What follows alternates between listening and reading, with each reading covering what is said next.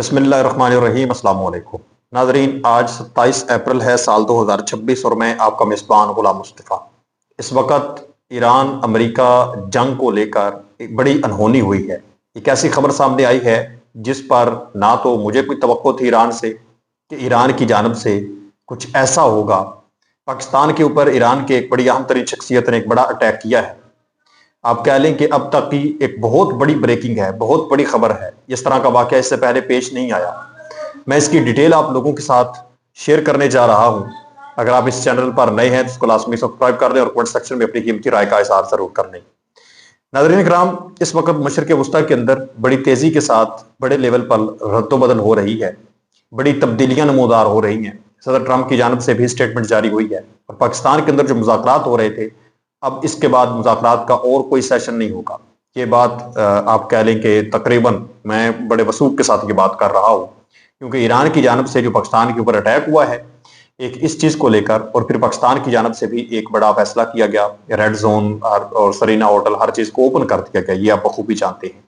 तो करीब करीब तो पाकिस्तान के अंदर मुज़ाकरात नहीं होने वाले, जंग मजीद भड़कने जा रही है। अब इसका एक और जो बड़ा सबूत है वो ये सामने आया है कि ओपन सोर्स फ्लाइट डाटा के मुताबिक अमेरिकी फिजाइया के तकरीबन 15 के करीब जो C-17 ग्लोब मास्टर तैयारे हैं वो जर्मनी के रास्ते मशरिक़ वस्ता में मुसलसल आमदोरफ्त कर रहे हैं, जहां ये फौजी साजो सामान, एहलकारों और सप्लाई की तरसील में मसरूफ हैं, जिससे खित्ते में बढ़ती हुई अस्करी सरगर्मियों का अंदिया मिलता है। एक तरफ इसराइल के अंदर दर्जनों जंगी तैयारे उतारे गए, रिफ्यूलिंग टैंकर तैयारे उतारे गए। फिर यूएई के अंदर से खबर सामने आई कि वहां पर कुछ अमेरिकी फौजी मजीद तैनात किए गए, मजीद वहां पर जंगी साजो सामान पहुंचाया गया। और अब यह खबर सामने आ रही है कि जर्मनी के रास्ते से मशरिक़ वस्ता में 15 के करीब, ये 15 के करीब C-17 ग्लोब मास्टर तैयारे हैं अमेरिका के। ये कोई चिंची रक्शे नहीं है, यहाँ ये कोई आम चीज नहीं है। इसके अंदर ढेर सारे अमेरिकी फौजी आते हैं, अमेरिकी जंगी साजो सामान आता है। तो वो इस वक्त मशरिक़ वस्ता में पहुंच रहे हैं। ये इस वक्त एक बड़ी खबर सामने आई है। और इसके साथ साथ मैं आप लोगों को बताता चलूं कि जो ट्रंप है उसने एक स्टेटमेंट भी जारी की है। सदर ट्रंप ने कहा है कि अगर ईरान मुज़ाकरात करना चाहता है तो वो उन्हें फोन कर सकता है। उन्होंने कहा कि हमारे पास महफूज लाइनें मौजूद हैं, लेकिन वो मुज़ाकरात के लिए अपने नुमाइंदों को भेजने के लिए तैयार नहीं, क्योंकि अब तक ईरान की तरफ से पेशकश नाकाफी है। उन्होंने वाज़ेह किया कि किसी भी मुआहदे की बुनियादी शर्त यह है कि ईरान के पास जोहरी हथियार नहीं होने चाहिए। सबसे बड़ा पंगा, सबसे बड़ा मामला ही ये है कि ईरान चाहता है कि मैं अपनी अफसुदा यूरेनियम जो है वो अमेरिका के हवाले नहीं करना चाहता, या किसी भी और थर्ड पर्सन, थर्ड कंट्री के हवाले नहीं करना चाहता, और ना ही उसको जो है वो खत्म करना चाहता हूं। मैं अपने पास अफसुदा यूरेनियम अपनी रखना चाहता हूं। हम खुद मुख्तार हैं, हम अपनी हिफाजत के लिए, सिक्योरिटी के लिए कुछ भी रख सकते हैं, कुछ भी बना सकते हैं। जबकि जो अमेरिका है वो ये कहता है कि अगर आप एटमी ताकत बन जाते हैं, आप मिसाइल्स की रेंज जो है वो मजीद जिस तरह से बढ़ा रहे हैं, तो मशरिक़ वस्ता के अंदर हमारी फौज को खतरा है, इसराइल को खतरा है। तो इस वजह से ये जो मामला है, इस मामले के ऊपर इस वक्त हर चीज अटकी हुई है। और इसी के साथ साथ ईरान की जानब से एक बड़ी पेशकश भी की गई है। ईरान ने अमेरिका को आबनाए हुर्मुज़ को दोबारा खोलने और जंग बंदी में तोसी के मुआहदे की पेशकश भी कर डाली है।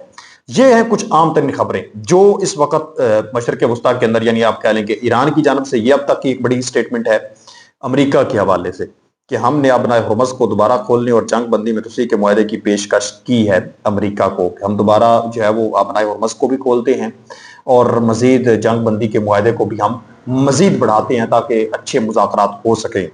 और ट्रंप ये कहता है कि मैंने अपने लोगों को नहीं भेजना, अगर आपने बातचीत करनी है तो आप फोन पर भी बात कर सकते हैं। अब मेन जो मुद्दा है, मेन जो खबर है जो आप लोगों के साथ शेयर करनी है वो ये है कि ईरान के जो रुकने पार्लियामेंट हैं और खारजा पॉलिसी के कमीशन के तर्जुमान हैं इब्राहिम रजाई, बड़ी अहम तरीन शख्सियत है ये ईरान की। इन्होंने एक स्टेटमेंट जारी की है। इन्होंने कहा है कि पाकिस्तान एक अच्छा दोस्त और पड़ोसी मुल्क है, यानी इसमें कोई शक नहीं कि पाकिस्तान एक अच्छा दोस्त भी है और पड़ोसी मुल्क भी है, लेकिन वो इस काबिल नहीं कि वो अमेरिका और ईरान के दरमियान सालिस का किरदार अदा कर सके।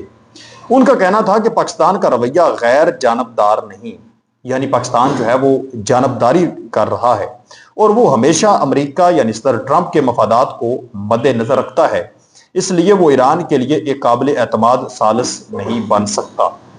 وجہ یہ ہے کہ ایرانی حکام کا ماننا ہے کہ پاکستان امریکہ کے دباؤ میں ہے اور ان مطالبات کو سامنے نہیں لا رہا جو ایران چاہتا ہے، جس کی وجہ سے ایران کی جانب سے پاکستان کی ثالثی پر عدم اعتماد کا اظہار کیا گیا ہے۔ یعنی پہلے جب ایران اور امریکہ کے درمیان ایک پہلا راؤنڈ ہوا مذاکرات کا، اب اس راؤنڈ کے بعد دوسرا راؤنڈ مذاکرات کا جب ہونا تھا، امریکی وفد نے پاکستان کے اندر آنا تھا، لیکن ایران کے وفد نے کہا کہ ہم پاکستان کے اندر نہیں جا رہے، ہم مذاکرات نہیں کریں گے کیونکہ ہمیں ٹرسٹ نہیں ہے امریکہ کے اوپر۔ اس وقت ان کی جانب سے یہ سٹیٹمنٹ جاری ہوئی، یہ معاملہ پیش ہے۔ حالانکہ پاکستان نے بڑی جو ہے وہ تیاریاں بھی کی، ہر چیز کو کیا۔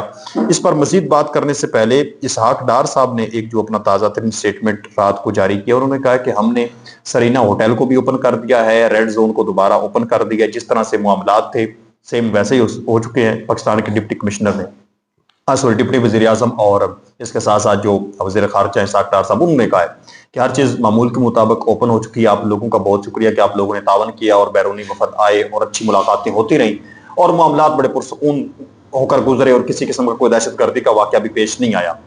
ایک تو یہ اب زندہ ثبوت ہے کہ اب مذاکرات مزید پاکستان کے اندر نہیں ہوں گے، جو اسحاق ڈار صاحب نے کہا کہ ہر چیز اوپن ہے۔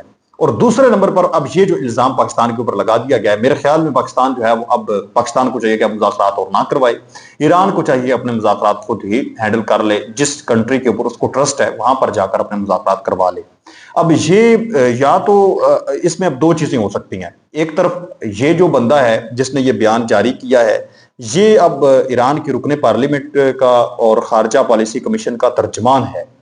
اب یہ اس ایک فرد واحد کی یقینی طور پر یہ سٹیٹمنٹ نہیں ہو سکتی، کیونکہ پاکستان جیسے ملک کے خلاف بیان دینا یہ بڑی سوچ بچار کر کے، یا تقریباً آل مکمل جتنے بھی لوگ ہیں سب کی جانب سے تقریباً یہ بیان ہو سکتا ہے، یا پھر اگر تو اس کی ذاتی اپنی رائے ہے پھر تو اتنا بڑا معاملہ نہیں ہے، اور اگر یہ سب کی رائے ہے یعنی پوری ایران کی گورنمنٹ کی یہ رائے ہے تو پھر معاملہ سنگین ہے، پھر حالات مزید بگڑیں گے، حالات مزید خراب ہوں گے۔ پاکستان جس طرح سے انگیج تھا ایران کے ساتھ، میرے خیال میں پھر مزید اس طرح سے پاکستان جو ہے وہ ایران کے ساتھ انگیج نہیں ہو سکے گا۔ تو یہ اس وقت ناظرین محترم ایران کی جانب سے ایک بڑا اٹیک پاکستان کے اوپر کیا گیا ہے، پاکستان کی سفارتی کوششوں کے اوپر اٹیک کیا گیا ہے۔ اب اس سے کیا ہوگا، جو دشمن کی چال ہے وہ تقریباً آپ سمجھنے کامیاب ہے، کیونکہ جو اسرائیل ہے، جو دشمن ہے، ایران کا بھی دشمن ہے اور پاکستان کا دشمن ہے، وہ شروع سے یہ کہہ رہا ہے کہ پاکستان کے اوپر ہمیں اعتماد نہیں ہے، ٹرسٹ نہیں ہے، وہاں پر مذاکرات نہیں ہونے چاہیے۔ اور اب ایران کے اندر سے اس طرح کا بیان آ جانا، یا اس میں ایک یہ چیز بھی ہو سکتی ہے کہ ہو سکتا ہے یہ جو بندہ ہے یہ کوئی ٹاؤٹ ہو امریکہ کا یا اسرائیل کا، جو کہ جس سے ہضم نہیں یہ چیز ہو سکی کہ پاکستان ایک اچھا سفارتی رول یہاں پر ادا کر رہا ہے یا مذاکرات اچھے چل رہے ہیں۔ یا اگر وزیر خارجہ عباس عراقچی بیان دیتے، صدر مسعود پزشکیان بیان دیتے، یا پھر ان کے انقلابی گارڈز کے یا پھر نئے سپریم لیڈر بیان دیتے، پھر تو کنفرم تھا 109%۔ لیکن ابھی یہ بات بہت سارے شکوک و شبہات جو ہے وہ پیدا کر رہی ہے کہ اس بندے نے یہ بیان دیا ہے تو آخر اس نے کیوں اس طرح کی سٹیٹمنٹ جاری کی ہے؟ کیا واقعی پاکستان نے ایسا عمل کیا ہے کہ وہ اس نے امریکہ کی جانب سے زیادہ اس نے مطلب جانبداری دکھائی ہے؟ تو آپ نے مجھے کمنٹ سیکشن میں ضرور بتانا ہے آپ اس پر کیا کہتے ہیں۔ مزید ایسی ویڈیوز دیکھنے کے لیے اپنے چینل کو لازمی سبسکرائب کر لیں۔ ملتے ہیں ایک اور نئی ویڈیو میں، تب تک اپنا اور اپنے پیاروں کا ڈھیر سارا خیال رکھیں۔ نیکسٹ ویڈیو تک، اللہ کے بعد پاکستان ہمیشہ زندہ باد۔